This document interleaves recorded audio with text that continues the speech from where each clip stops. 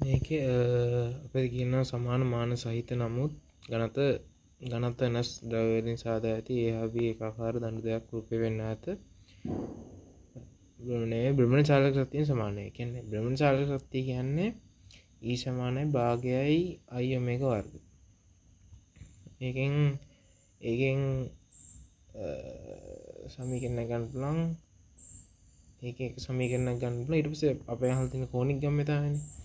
කෝණික ගම්‍යතාවය කියන්නේ කෝණික ගම්‍යතාවය L කියලා ගත්තොත් L සමානයි I ඔමේගා. ඒකට අර කලින් ගත සමීකරණ භාගයයි I ඔමේගා වර්ග කියන එක දෙපැත්තම I වලින් වැඩි කරලා I වලින් බෙදුවාම එතකොට උඩ එන I වර්ග ඔමේගා වර්ග බෙදීම 2යි I කියලා. නෝකෙන් සමීකරණය කරන I වර්ග ඔමේගා වර්ග කියන්නේ කෝණික ගම්‍යතාවයේ වර්ගයනේ. එතකොට L වර්ගයනේ.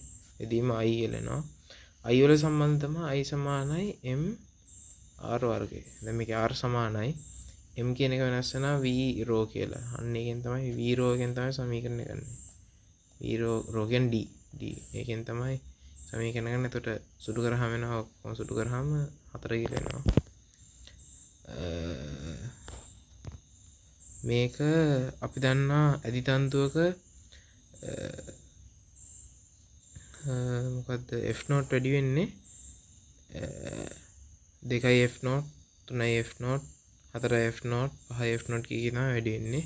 හැබැයි මේ දීලා තියෙන එහෙම f0 දෙක වෙනස දීලා තියෙනවා. ඒ කියන්නේ එක f0 එක දීලා තියෙන 400 අනිත් එක 300 කියලා දීලා තියෙනවා.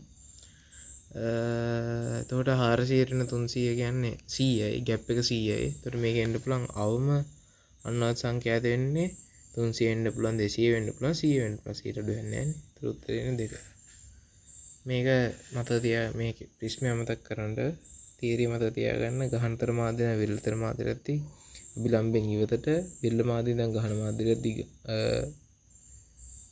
අභිලම්බෙ දෙසට කෙලින්ම අභිලම්බ වදිනවා නම් ඒ ඔස්සේ වෙනවා. දැන් මේකේ මෙන්න මේ වගේ එකදී මෙන්න මේකේ කෙලින්ම එන්න ඕනේ එක දිගට. ඒ වගේ මතක තියාගන්න. මේකේ සමීකරණ මතක තියාගන්න ඕනේ. ධ්වනි වේගයයි ආතතියයි සම්බන්ධ කරලා දුන්නොත් මේකත් තන්තු දෙකක් තියෙන හින්දා v සමානයි වර්ගමූල t බෙදීම m එක ගන්න ඕනේ. මේක ඩොප්ලර් ඉෆෙක්ට් එක මේ ටික හරි. මේක නම් කියලා තියෙන්නේ අයිස් කුට්ටියක් තියෙනකොට අයිස් කුට්ටිය උෂ්ණත්වය 0යි ඊට උඩ තියෙන බිඳුවට ආසන්න ගන්න බිඳුවට ආසන්න ගන්න කියන්නේ තුෂාරාංකය අඩු වෙන්න ඕනේ. තුෂාරාංකය අඩු වෙන්න ඕනේ කියන්නේ